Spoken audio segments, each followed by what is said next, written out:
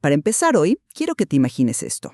Hasta 1877, ningún ser humano en toda la historia de nuestra especie había escuchado su propia voz de manera puramente externa. Es una locura si lo piensas. O sea, el sonido nacía en la garganta y moría en el aire una fracción de segundo después. Era mortal. Pero luego llega la invención del fonógrafo y lo cambia todo. El sonido se vuelve inmortal. Y de repente nos enfrentamos a una cacofonía que es abrumadora. Claro, la saturación total. Hoy nos vamos a adentrar en esa historia de la auralidad basándonos en los análisis de Douglas Kahn. Es sobre el modernismo y la vanguardia. Vamos a debatir cómo el ruido, el silencio y la tecnología redefinieron nuestra forma de percibir la realidad. Exacto. Y la pregunta central que nos reúne en este espacio es esta. Las estrategias sonoras de la vanguardia, como el ruido extremo o el silencio absoluto, ¿realmente revelan y confrontan nuestras realidades políticas y ecológicas?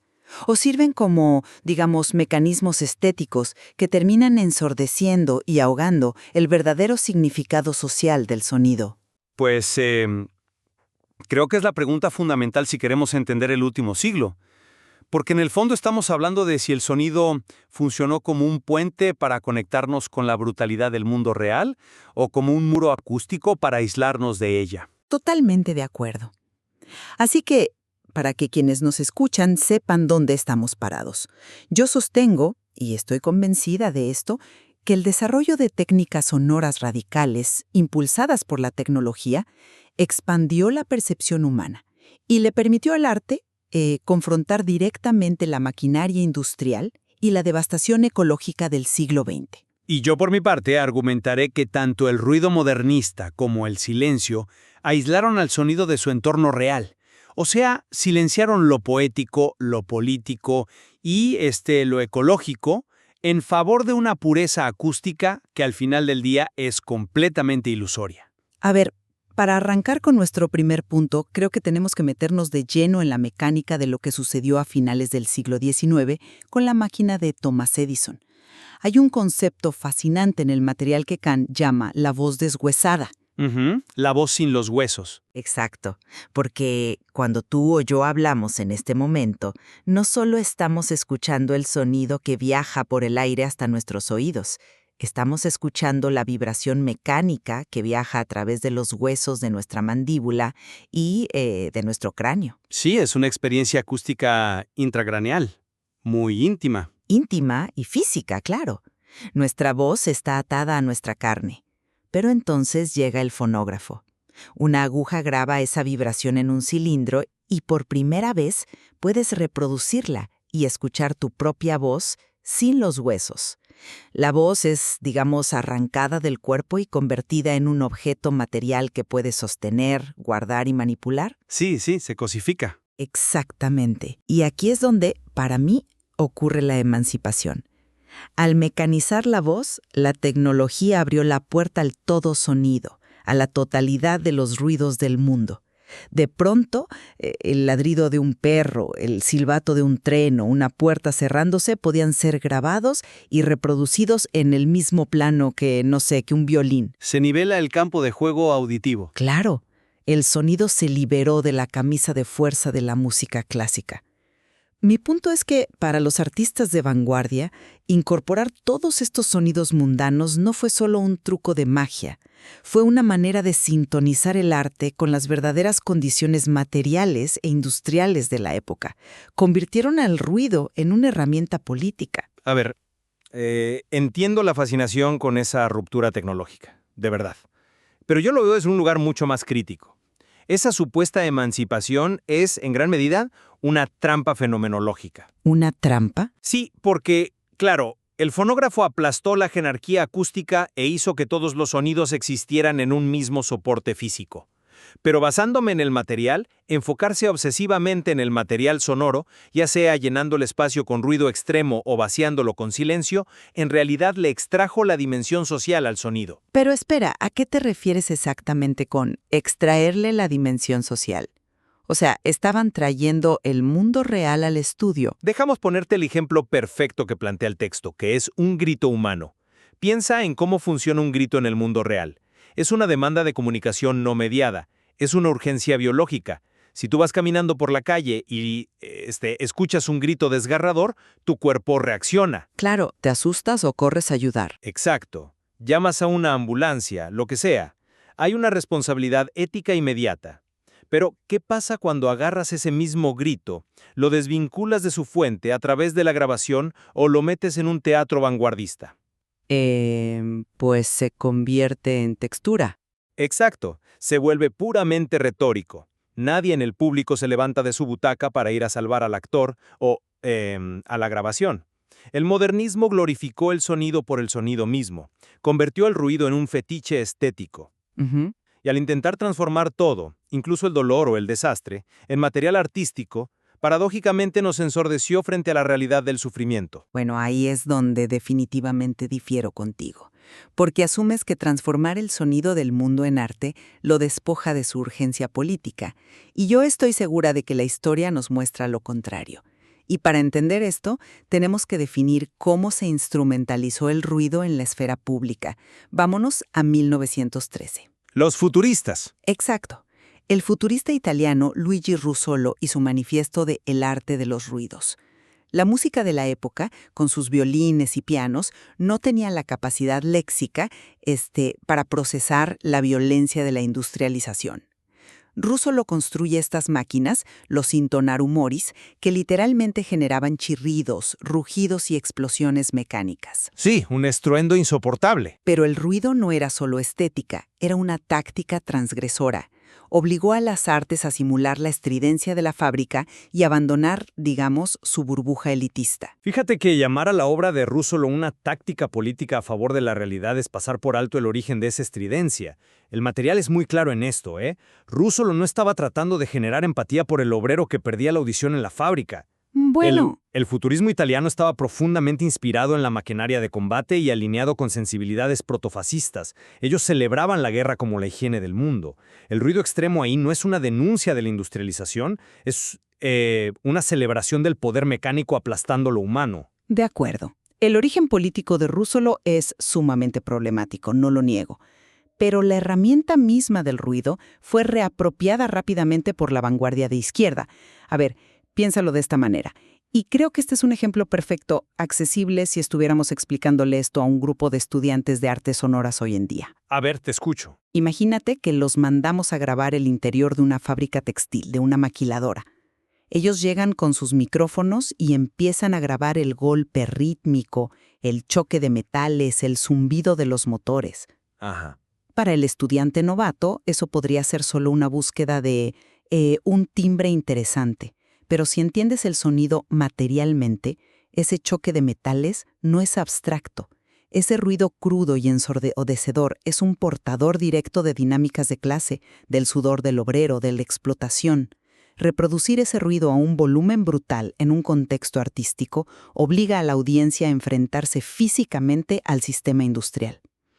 No estoy tan seguro de que funcione así. Realmente los obliga a enfrentarse al sistema. Yo creo que sí, la incomodidad física te despierta. Es que inundar el espacio auditivo con esa amplitud, con ese volumen brutal del que hablas, a menudo tiene el efecto contrario. Fisiológicamente, cuando saturas el sensorio de una persona con un golpe metálico a 120 decibeles, el oyente ya no puede pensar a la explotación de clases. Se defiende del sonido. Exacto, simplemente piensa en cómo proteger sus oídos. El exceso de información acústica funciona como un mecanismo para silenciar la complejidad intelectual y social. Y aquí es donde quiero dar un giro importante a nuestro análisis. Si el exceso de ruido funciona como un silenciador, tenemos que contrastarlo con la otra cara de la moneda. ¿Qué ocurre cuando la vanguardia recurre a la ausencia absoluta de sonido frente a la expresión artística? Claro, te refieres a John Cage. Exactamente. Hablemos del famoso silencio de John Cage en los años 50 con su obra 4 minutos y 33 segundos.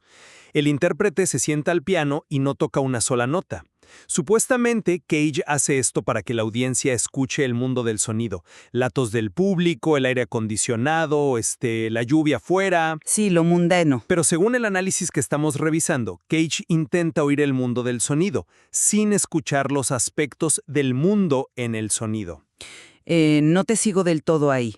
¿Cómo puedes decir que Cage rechaza lo social si literalmente estaba forzando a la audiencia purista de la música clásica a escuchar los ruidos reales de la sala y de la calle? Porque es una apertura fenomenológica vaciada de ética compartida. Aísla al oyente en su propia burbuja de percepción. Y el texto hace un contraste que me parece brillante y, súper visceral, con un libro de 1868, Los cantos de Maldoror, de Lautréamont. Ah, sí. Es una lectura densa. Muy densa. Hay una escena grotesca donde el narrador, que nació completamente sordo, presencia una criatura abominable, el Creador. Esta criatura está sentada en un trono hecho de excremento y oro, devorando a seres humanos vivos como si fueran lombrices.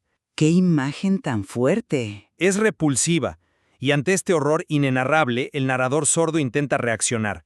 Abre la boca, expulsa todo el aire de sus pulmones y emite un grito con tanta fuerza física que se rompe los tímpanos desde adentro. Y en ese instante, nace su audición. Escucha por primera vez. Sí, escucha un sonido por primera vez en su vida. Pero fíjate en la trampa. El grito nace de la empatía frente al sufrimiento, pero no detiene al creador. Nadie es salvado. El narrador simplemente adquiere una conciencia hiperaguda de su propia audición. Queda atrapado en la fascinación de su nuevo sentido.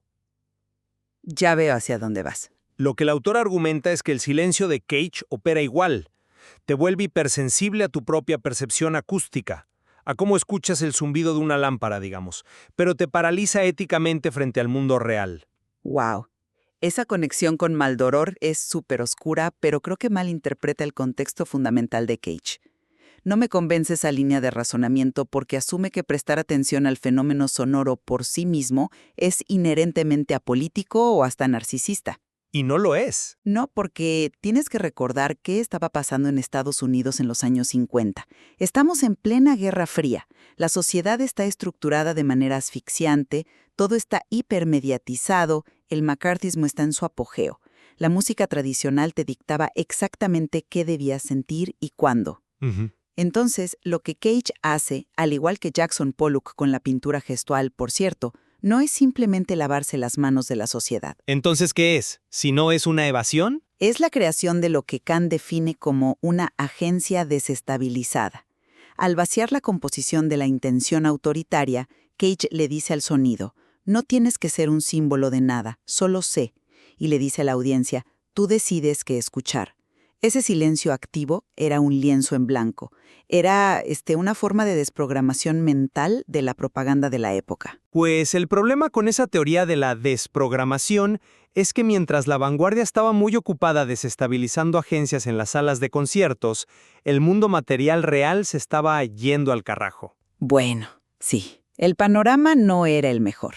Y esto nos lleva a la confrontación más grande de nuestro material, y donde quiero que estructuremos el intercambio: el impacto ecológico sonoro. El momento en que la teoría sonora choca con la biología y la tierra. Exactamente.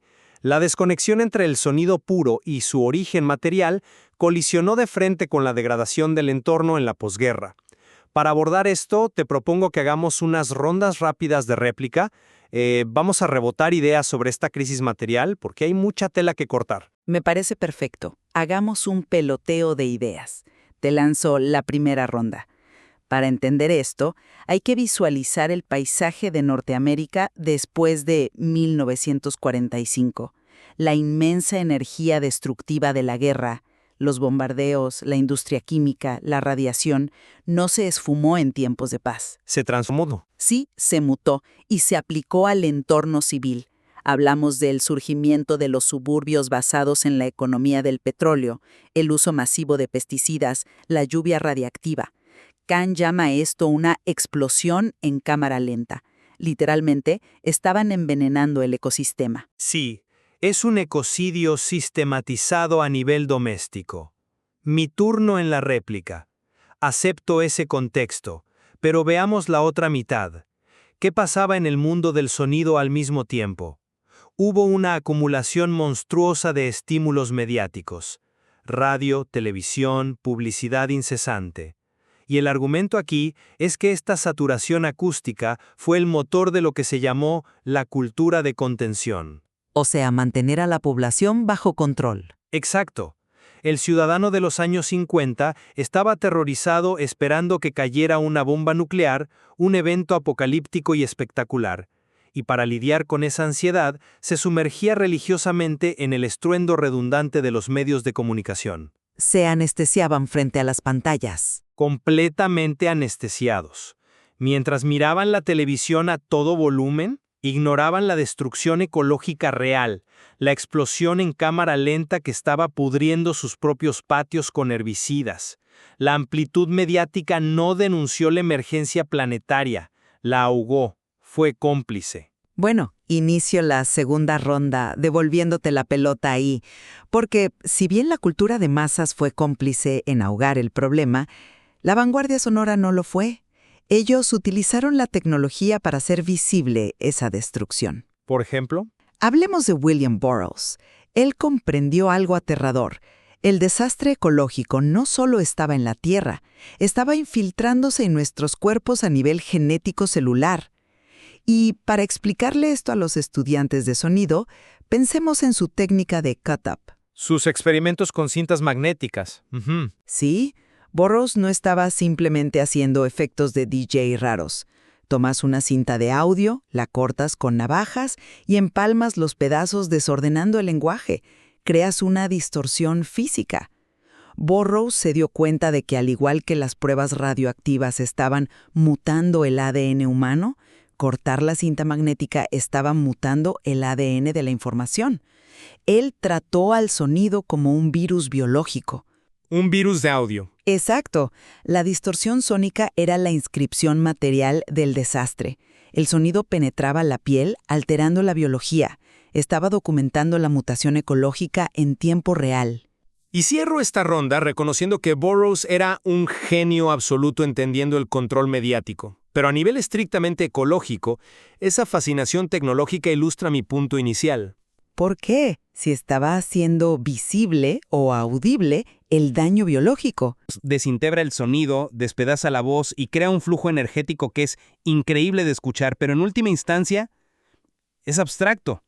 Al enfocarnos tanto en cómo la tecnología distorsiona el audio, nos desconectamos de la experiencia empática y vivencial de un bosque siendo talado o un río siendo envenenado.